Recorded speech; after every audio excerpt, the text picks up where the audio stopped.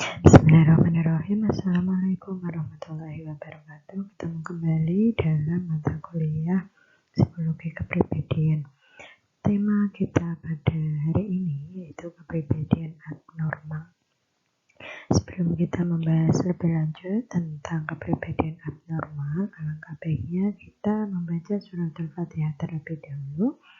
Semoga dengan bacaan surat Al-Fatihah, apa yang kita pelajari hari ini dapat bermanfaat dan diberikan kemudahan oleh Allah Subhanahu wa Ta'ala, sehingga menjadi ilmu yang berkah barokah dan manfaat untuk diri kita dan juga lingkungan di sekitar kita.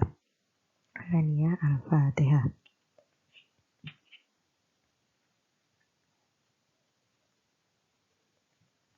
Terima kasih. Kita langsung saja membahas tema kita hari ini, yaitu kepribadian abnormal. Kita awali dengan pendahuluan.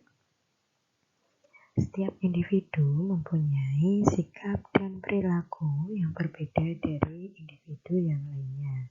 Nah, perilaku-perilaku tersebut yang nantinya sebagai bentuk gambaran diri yang menjadi ciri khas individu yang bersifat unik, yang membedakan individu yang satu dengan yang lainnya.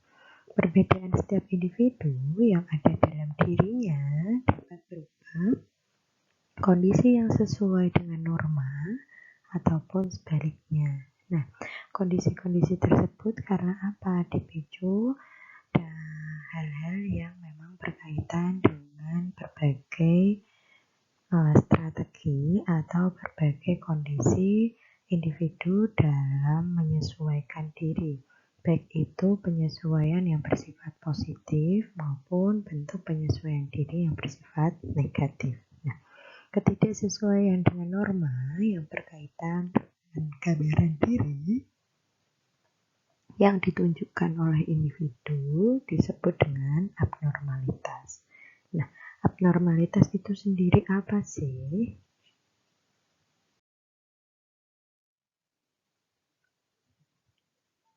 Abnormalitas menurut Kartini Kartono didefinisikan sebagai suatu kondisi yang ada dalam diri individu yang berbeda dengan kondisi pada umumnya.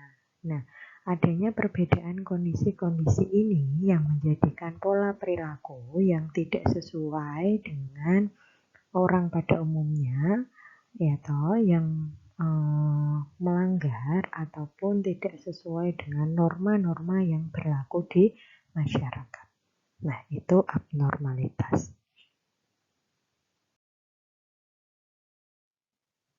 Nah, sekarang apa saja yang mengistilahkan atau bentuk-bentuk pola kepribadian yang memang abnormal itu disebut dengan apa saja?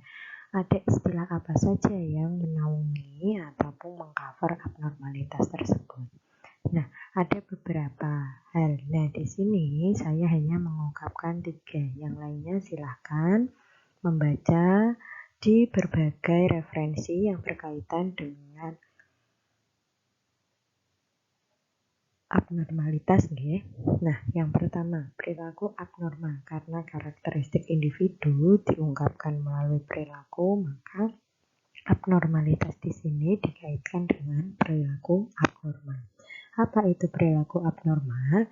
Yaitu gambaran diri yang berkaitan dengan gangguan-gangguan psikologis. Nah, istilah selanjutnya apa? Yaitu perilaku maladaptif. Abnormal ini yang disebut dengan perilaku maladaptif berkaitan dengan ketidakmampuan individu dalam menyesuaikan diri.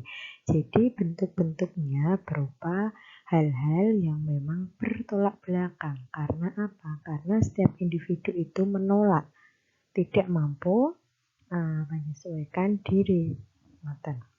Kemudian gangguan mental. Abnormal jenis ini berkaitan dengan berbagai simptom yang memang sudah ada pada panduan diagnosa penggolongan penyakit jiwa atau PPDGJ ya, yang ada dalam diri individu dalam rentan waktu yang panjang. Karena gangguan mental ini dapat dilingkupkan atau dikelompokkan menjadi suatu gangguan jika hal tersebut menetap, beberapa simptom tersebut menetap pada diri individu lebih dari 6 bulan. Itu baru disebut dengan gangguan mental. Saat kurang dari 6 bulan dan mempunyai simptom yang kurang dari beberapa, hanya satu simptom dan itu tidak menetap kurang lebih 6 bulan, maka itu hanya disebut dengan masalah mental. Dilanjut.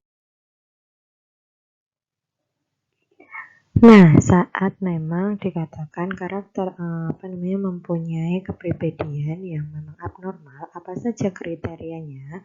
Karena kepribadian abnormal hendaknya mempunyai 3 kriteria baru dikatakan sebagai individu yang memang mempunyai gambaran diri atau kepribadian yang abnormal.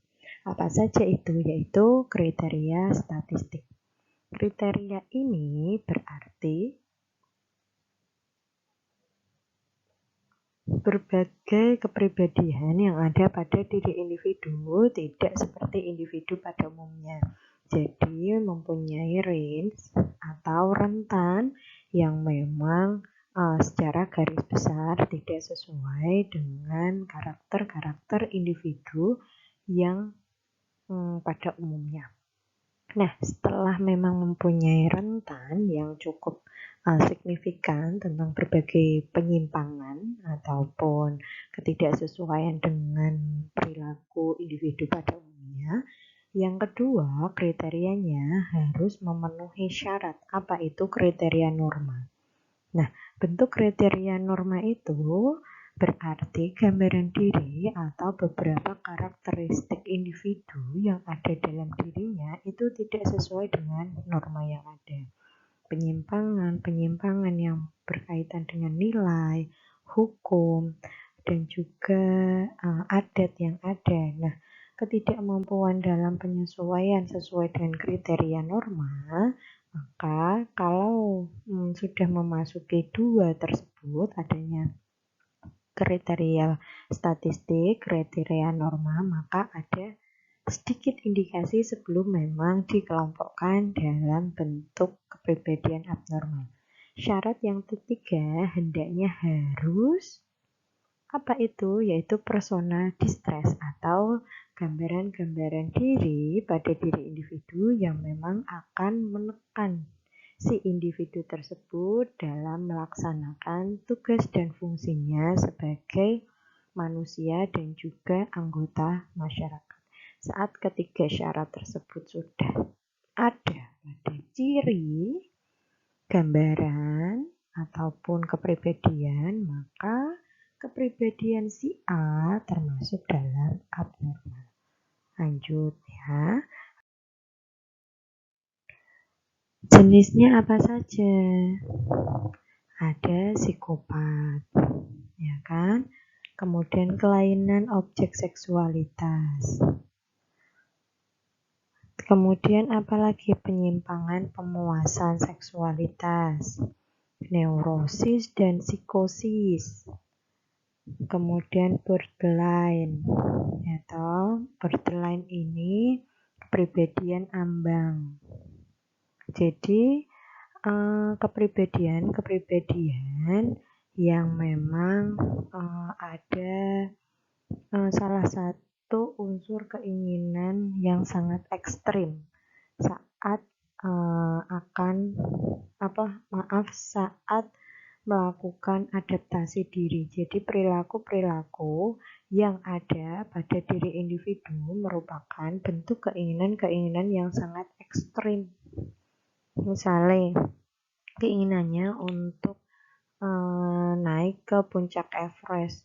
Gunanya hanya untuk apa? Untuk makan. Nah, itu merupakan salah satu contoh borderline. Nah, kemudian avoidance. Avoidance ini berarti kepribadian yang menghindar. Bentuknya apa? Bentuknya yaitu karakteristik yang ada pada diri individu yang menghindari bahkan anti kontak sosial. Nah, berarti dia menyendiri, bukan berarti yang termasuk introvert ya, bukan. Tapi avoidance ini lebih condong ke sosiopat.